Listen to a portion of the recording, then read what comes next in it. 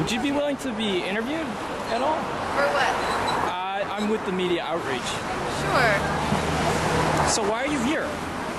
Because I believe that the only way that we can get equality is when the working class takes their power back from the ruling class. Okay. Were you in Iraq? No, I was not. My boyfriend was. I just support IVAW, which is Iraq Veterans Against the War, and I support the ability of GIs abroad who have moral objections to the activities that they're asked to commit in the name of our government to resist those actions. All right. Were you here Friday night, or? I've been here every night since Tuesday. Okay, you've been here every night since Tuesday. What happened? Well, could you give us some highlights of your time here so far? Well, we seem to have gotten the logistics part down. Now I'd like to see us get the message part down so that we can start getting union members, community outreach groups, and activists that are in neighborhoods like Dorchester and Roxbury here to support us, because otherwise it's just a camping trip. Okay. Have you been following international events as well? Absolutely. I have gotten up several times and told people that we can't alienate the cops, because I watched Tahrir Square unfold and I understood that a major shifting point was when the soldiers were unwilling to fire on the civilians. And if we don't have a working relationship with the working class cops, then we're never going to have that moment of them realizing that defending corporate interests doesn't support their interests. Okay. Where do you think this movement's going to go from here? Like, what are some of the demands of this movement right here? I've put forward a lot, but the things that I've definitely heard from people is that corporations shouldn't rule our democracy, because that's not a democracy. When we no longer have a voice, then we have to stand up and take it back and show them we know what democracy looks like. I'd like to see the demands include end the war. I'd like to see it include stop the privatization of education. I think that's very important. We need to talk about fully funding higher education, because if there's money for corporate bailouts and there's money for Pell Grants for our youth, we need to be investing in infrastructure and youth rather than banks and corporations who continuously speculate off of our currency because they don't care about the population of any of these countries, and they've admitted that in public. Okay, is there anything else you'd like to add that I did not bring up?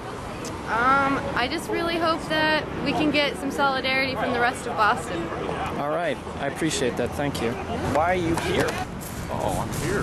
Because I support with the people who organized this Occupy Boston. I support what they are all about. The country's been going down the tubes for the last 12 years at least, and can't rely on the people in D.C., the government, to do anything. So it's time the people started to take matters into their own hands. You've got people now in New York City that are protesting, Boston.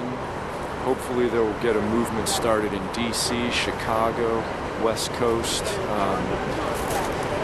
Something has to be done. Can't let the country just sink. Were you here Friday night or yesterday? I was not. I just got back into town, so I'm here today. But I'm sorry that I missed Friday night's venue. I think there was about 1,100 people here, so I've heard. Other than that, I mean, it's just we've got so many problems now in this country: unemployment, healthcare. I mean, too many. We're spending too much money on wars, and you can't rely on the politicians to do anything. If the Republicans take over, things are just going to get worse, and with the Democrats there in power, they do nothing. Obama would rather go golfing, and he's not a very good golfer.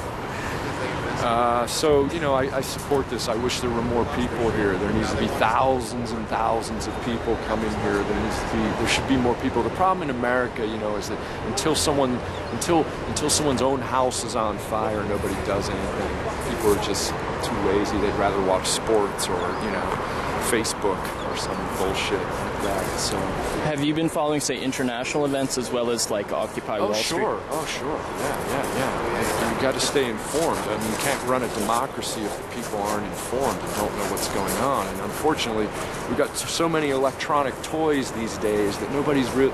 And there's you could use all that to stay informed, but you know, they're just toys, and there's so many distractions, people don't really know what's going on. Look in other countries, look what happens in London or Paris. If people are upset, they're in the streets immediately. Large numbers, you know, almost instantly, protesting, speaking out. Here in America, I don't know. People just, like I said, unless their own roof is on fire, nobody does anything. So I applaud these people who have organized this. It can't be totally recognized.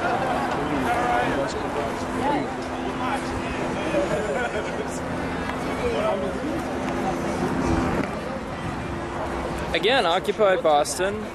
Today is October 3rd. It's a little after 6-ish, and we're having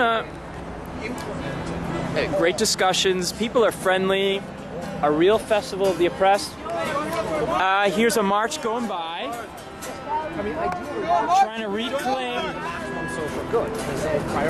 reclaim the Tread on Me flags. I still don't agree with it, but I understand where they're coming from. It's an unfortunate thing, but this is a shout out to Socialist Appeal, or the Workers International League. Props to them for at least showing up. Props to anyone who shows up, in fact. We got a crowd here gathered. There's been a lot of singing and dancing. There's the media tent. They've had meetings lately. Impromptu discussions. Really fun, always photographers. Okay, let's go over here and see what we got.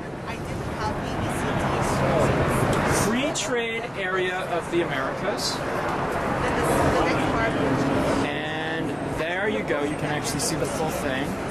Pause it if you want to see more. And what's this? I believe that says it's kind of like justifications for like the military, the budget and stuff.